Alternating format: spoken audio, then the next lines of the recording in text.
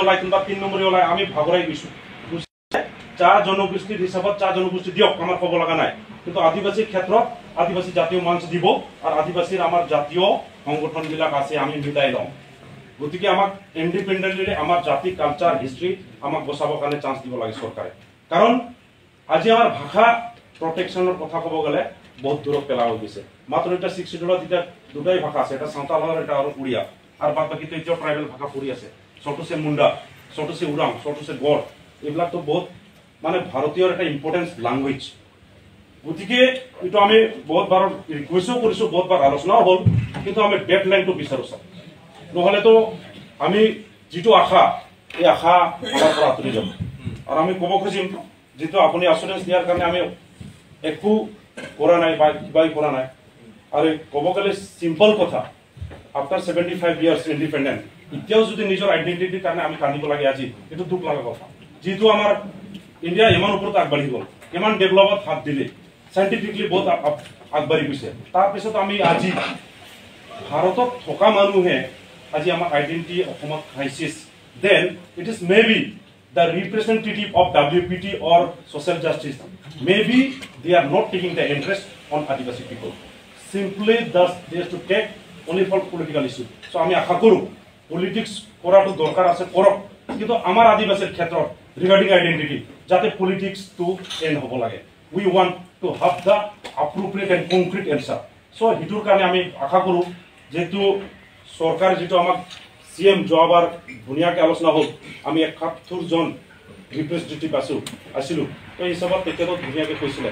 তো এইটো আশা লৈ পেলাই আমি আগবাঢ়িলো আৰু আজি যদিটো পলিটিক্স বা পলিটিক্যাল এংগলত যায় বিজেপি পাৰ্টিক আমি ডিপলি সহায় কৰিছো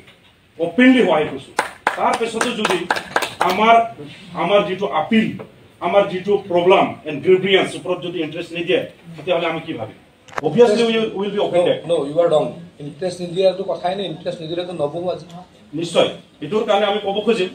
বহাটো হ'ব বাট ডেডলাইনটো আজি আপোনাৰ সাৰৰ পৰা আমি বিচাৰো কাৰণ আমি জানো আপুনি ইচ্ছা কৰিলে পাৰিব আৰু আপোনাৰ ইচ্ছাটো বহুত তাগৰা আছে আৰু আপুনি একবাৰ যদি কয় সিধা হৈ যায় বস্তুবিলাক আৰু আজি যেটো আপুনি কনফিডেন্সলি কৈ আছে ইকাৰণে আমাক এটা ডেডলাইনটো লাগিব কাৰণ আমি এনসাৰ দিব লাগিব ৰাইজক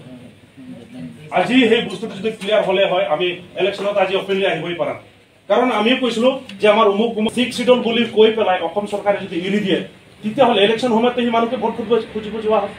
আমাৰো ৰিপ্ৰেজেন্টেটিভ যিবিলাক আদিবাসী হৈ পেলাই বা যা জনগোষ্ঠীৰ এমএলএ এমপি বিলাক তাত ভোট খুজিব যায় আমি তো ভাই ভাই লাগিৰে ভোট কে দেৱা ইখিনি যদি কথাটো ক'ব পাৰে তেতিয়া সেই কামখিনি কি কৰিব নোৱাৰে আজি ক'ব লাগিব আমি আমাৰ ব্ৰাদাৰ হৈ তেখেতসকলে আমাৰ নেতা হৈ তেখেতসকলে লিডাৰ্ছ হৈ তেখেতসকলে আজি 1947 ৰ পৰা ইমান দিন উইদাউট কাষ্ট সাৰ্টিফিকেট যদি হেতে চলিব অসমত হেতৰ কি অস্তিত্ব থাকিব আজি ডিমা হাছৰ মানুহ কানে কাষ্ট সাৰ্টিফিকেট নাই অৰুণাচলতো বাদ দে তাত তো বাৰ্থ সাৰ্টিফিকেট নিদিয়ে অৰুণাচলত হেতৰ বাৰ্থ সাৰ্টিফিকেট মাত্ৰ হস্পিটালৰ নাম লিখা থাকে দ্যাট মিন্স তেখেতসকলে ইয়াৰ ভূমিপুত্ৰ নহয় তেখেতসকলে ইয়াৰ মানুহ নহয় এটোই বুজাব খোজে তাৰ মানুহ অৰুণাচলৰ পৰা পলাও সেইটো ফৰ্মুলা ঠিক তেনেকে অসমত জাতিটো নহয় কাৰণ আমি আশা কৰো বিজেপি যেনেকা কাম কৰি আছে বিৰাট ভাল পাইছো কিন্তু টেন্টেটিভলি পজিটিভলি কামবিলাক যদি আগুৱাই যায় আমাকো ভোগ কৰি ভাল লাগে আৰু আমি ভাই একবাৰ কামিট কৰিলো আমি পিছাই যোৱা মানুহ নহয় এটোৰ কাৰণে আমি যেটো অ্যাসুৰেন্স দিও বা যেটো আমি প্ৰমিস কৰো তাৰ পৰা হাতি যোৱা মানুহ নহয় সেইকাৰণে স্যাৰ আমাৰ একদম great appeal solemnly appealing to you that this issue should be solved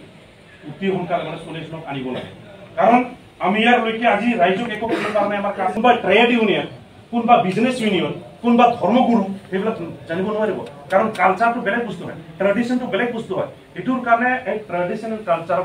justification কৰাৰ কাৰণে কাষ্টৰ